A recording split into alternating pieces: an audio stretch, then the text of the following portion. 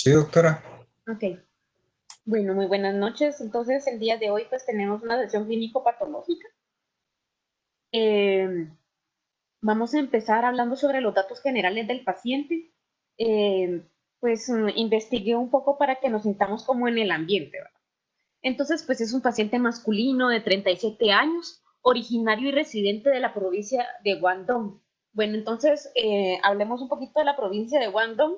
Esta provincia de Guangdong es la provincia cantonesa de China. Entonces, si alguna vez alguien ha oído pues del término cantonés, viene de esta provincia. Bueno, y aquí lo que tenemos es Beijing o Pekín. Entonces, podemos ver que se encuentra en el sureste de China. Bueno, entonces, en los antecedentes, pues no referían antecedentes del paciente y el motivo de consulta de este paciente fue que tenía una masa en la parótida izquierda de 6 meses de evolución. Bueno, entonces, pues en la historia de la enfermedad, el paciente refiere que hace 6 meses inicia con una masa no dolorosa en la parótida izquierda que ha aumentado progresivamente de tamaño, por lo que decide consultar al Hospital Universitario de Pekín, que es este hospital que podemos ver aquí, que es el Hospital Shenzhen. Eh, el paciente fue trasladado a este hospital porque es un hospital de referencia en China. Entonces, al examen físico, pues el paciente presenta una masa visible de dureza media, fija el tejido subyacente en la glándula parótida izquierda, con un tamaño aproximado de 2.9 por 4 por 3.5 centímetros. Se palpan ganglios linfáticos suaves y móviles bilaterales en el cuello y presenta anticuerpos séricos para Epstein-Barr. Presenta una inmunoglobulina para cápside viral de Epstein-Barr mayor a una relación de 1 a 10 y presenta una inmunoglobulina, una IgA, para antígeno temprano, early antigen, de Epstein-Barr, también mayor a 1 a 10. Entonces, pues quería solo comentar que el valor de referencia para tomarlo como positivo o negativo es este es el valor de corte, que sea mayor o menor en 1 a 10. Bueno, entonces pues el paciente es positivo para Epstein-Barr. Esto es un cribado que se hace en China porque esta es una zona endémica. Bueno, entonces, pues hablando de los estudios de imágenes, aquí tenemos una resonancia magnética. Y entonces en la resonancia magnética podemos ver en esta imagen sagital eh, una masa bien circunscrita. Se encuentra en la parótida izquierda, en el lóbulo superficial. Esta masa mide 2.9 por 4 centímetros por 3.5 centímetros. Entonces aquí la vemos en lo que es el corte sagital y aquí podemos ver la masa en un corte axial. Bueno, entonces, pero aparte de esto, también vemos esta pequeña masa en este corte nuevamente sagital que está aquí. Seguimos viendo la masa parótida, pero ahora vemos en la porción retrofaríngea izquierda alta. Entonces podemos ver una lesión de 9.4 milímetros por 5.6 milímetros ovalada. Y aquí la podemos ver también bueno, es en este corte axial. Entonces, aquí en la patología, pues al paciente, bueno, luego de hablando pues de lo que pasó con el paciente pues llega, pues debido a la masa de rutina a los pacientes por ser una zona endémica, China, sureste, entonces le hacen el cribado, luego de cajón pues por ser una masa, le realizan estos estudios de imágenes, que es una resonancia que luego vamos a ver, y le toman una biopsia con una nasofaringoscopía. Entonces podemos ver aquí, está teñido en hematoxilina de eosina. Entonces, como pueden ver, son células que no se diferencian bien los límites de cada célula. Y pueden ver que los núcleos, pues tiene un nucleolo vesicular y aparte que hay células plasmáticas y linfocíticas. Eso es lo como más importante, pero aquí es como lo bonito, ¿verdad? Ay, se me pasó. Vamos a regresar. Ok, entonces en esta figura, en la primera figura, en esta tenemos lo que es una inmunohistoquímica, todas estas son inmunohistoquímicas, y aquí tenemos en la esquina superior izquierda tenemos para panqueratina.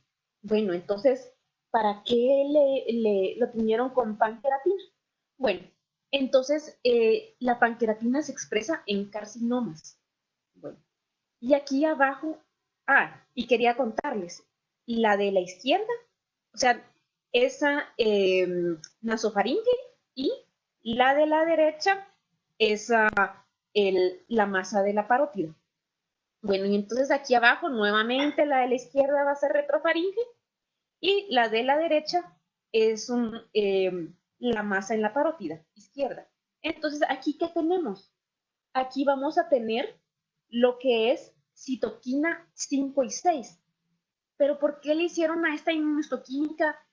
Bueno, posiblemente le hicieron muchos más marcadores, ¿verdad? Pero estos fueron los que salieron positivos.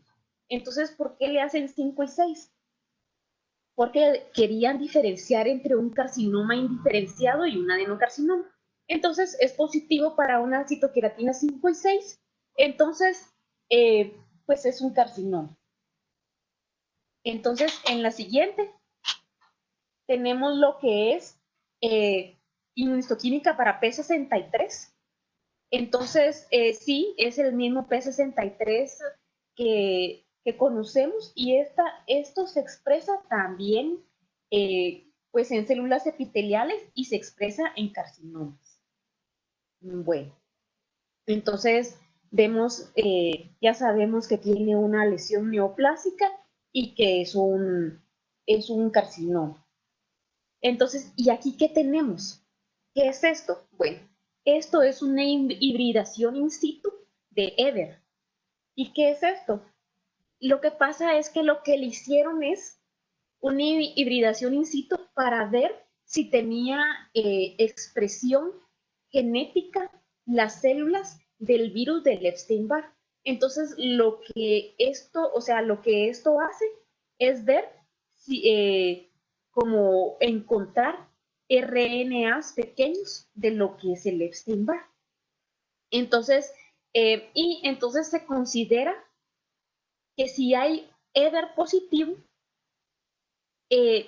muy posiblemente, o sea, en las células tumorales, muy posiblemente esta es la etiopatología de la neoplasia.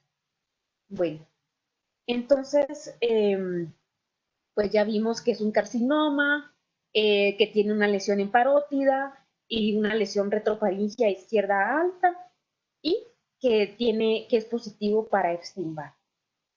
Entonces, el diagnóstico, pues esa era la importancia de pues localizarnos en el mapa. Es que esta es una enfermedad endémica en China. Entonces, considerando el lugar de residencia, que es un carcinoma, que es Epstein-Barr positivo, pues el diagnóstico es un carcinoma nasofaríngeo asociado a Epstein-Barr. Bueno, entonces ahora empezamos con la revisión. Y pues la definición es que es un carcinoma que surge en la mucosa nasofaríngea, que muestra evidencia de diferenciación escamosa ligera, microscópica o ultraestructural.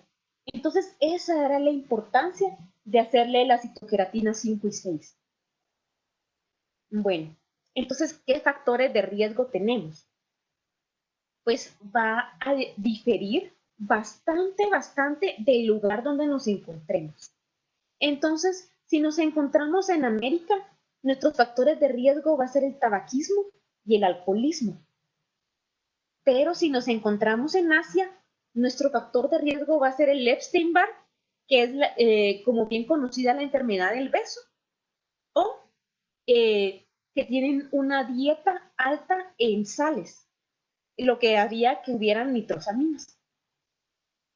Entonces, estos son los factores de riesgo que tenemos. Y como lo recordamos bien, nuestro paciente era positivo para Epstein-Barr. Podría considerarse como una infección aguda o una infección reactivada porque tenía antígeno para cápside viral y antígeno temprano. Bueno, entonces, pues quise meterme en Globocam a ver qué era lo que encontrábamos. Y pues esto es como lo más actualizado que tenemos en Globocam. Entonces, aquí tenemos, como les mencionaba, Asia es sumamente endémica para cáncer de nasofaringe por Epstein-Barr. Y si podemos ver, esta es China. Entonces, y tenemos que tiene de 1 a 3.1 casos por 100.000 habitantes. Esto es sumamente alto.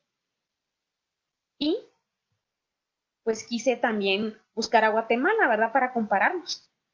Entonces, nosotros tenemos una cantidad de 0.11 a 0.27 casos por 100.000 habitantes. Entonces, la verdad es que es bastante bajo y pues es muy posible que aquí se considere secundario a tabaquismo o alcoholismo, aunque no descarto que también pues tengamos bastantes casos de Epstein-Barr.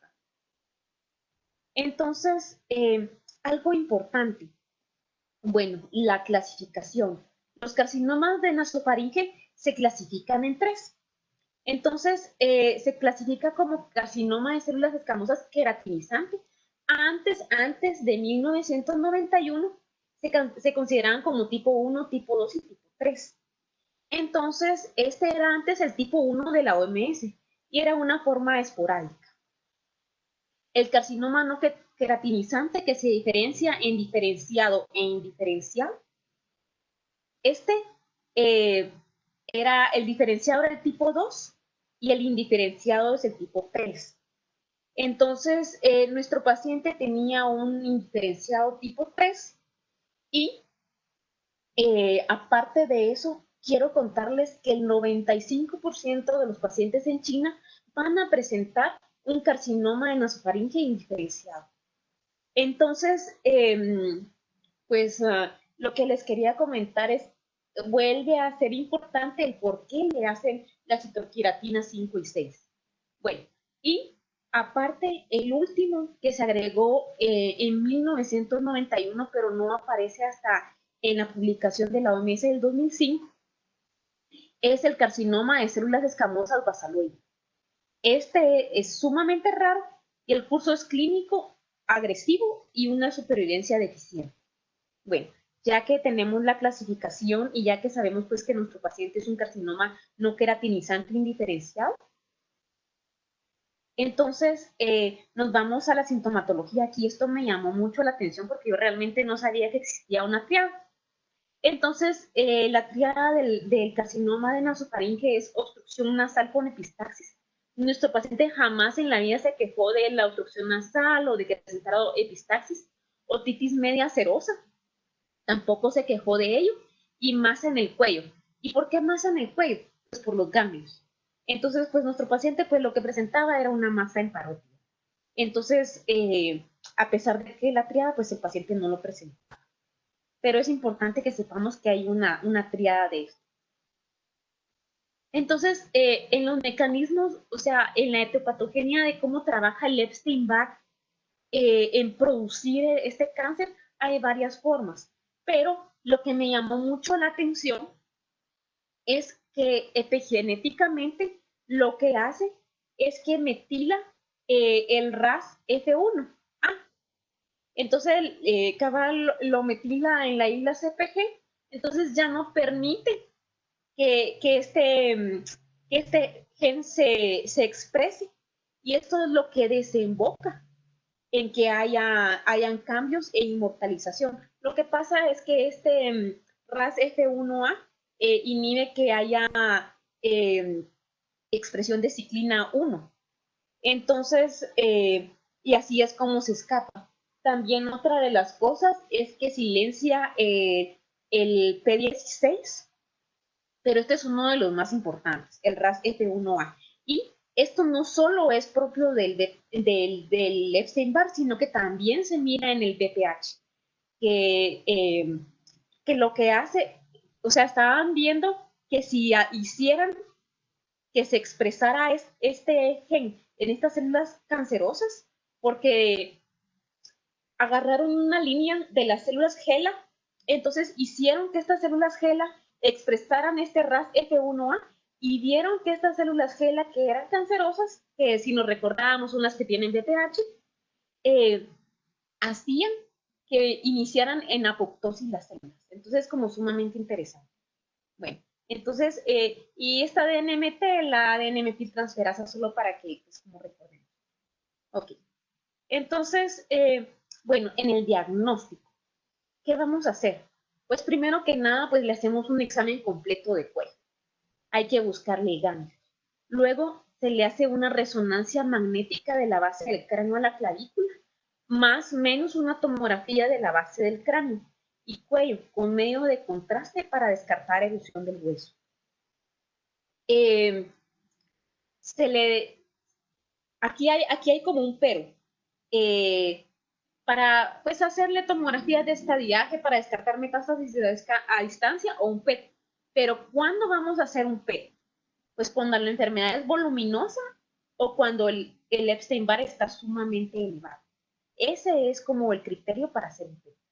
No le vamos a hacer PET a todos.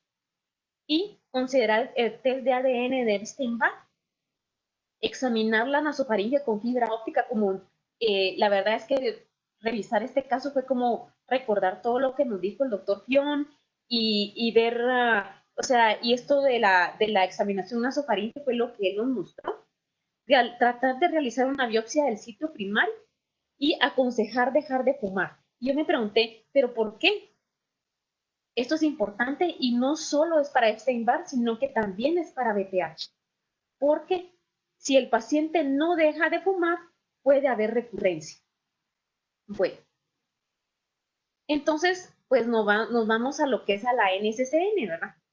Entonces, porque necesitamos estadiar a nuestro paciente. Entonces, y eso es lo que vamos a hacer. Pues yo ya lo traje aquí un poquito adelantado, ¿verdad? Para no tardarnos tanto.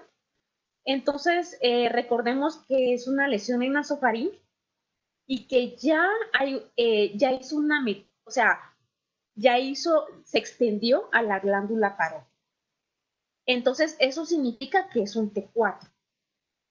Bueno, para contarles que el paciente pues fue llevado a sala, le hicieron una resección de la masa, de la parótida y de los ganglios linfáticos del cuello.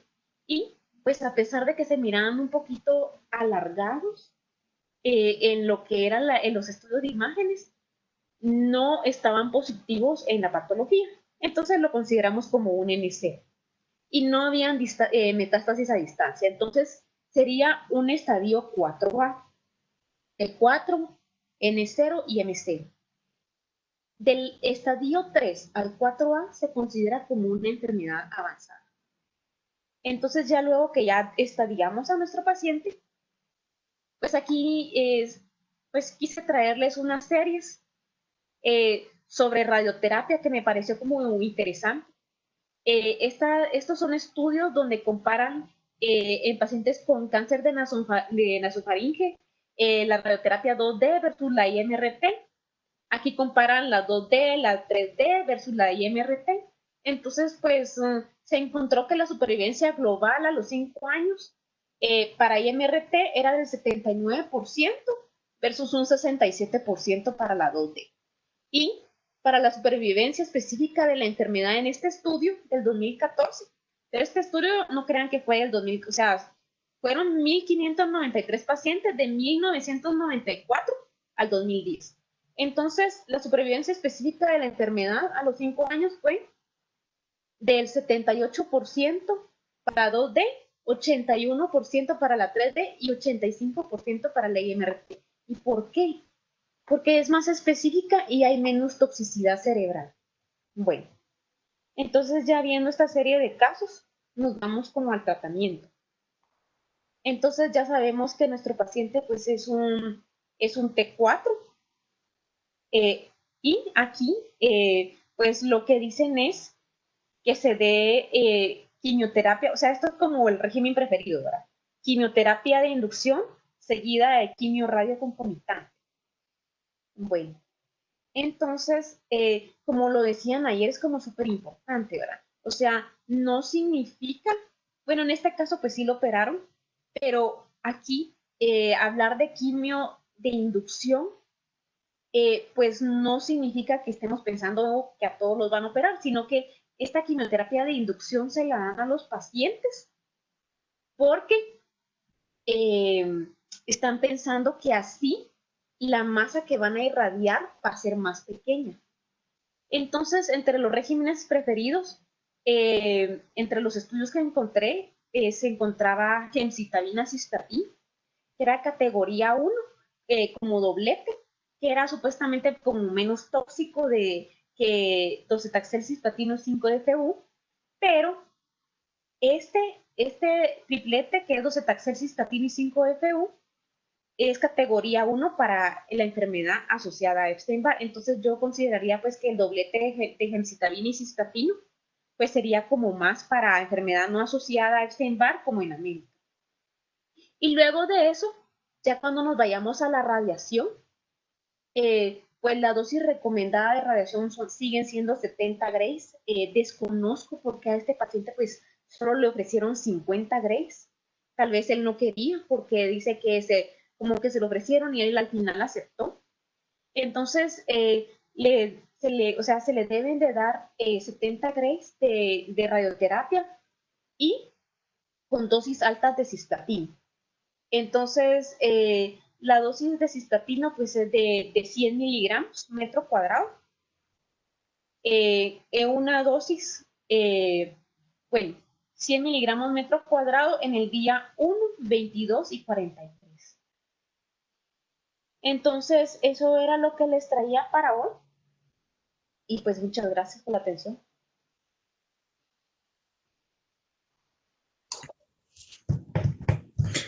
Gracias, Karin. Estuvo bonita y amplia su exposición y creo que ya nos queda claro hoy el abordaje.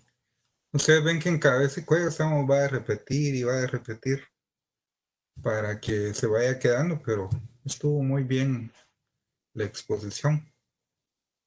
Me felicito. Muchas gracias. Entonces continuemos, por favor.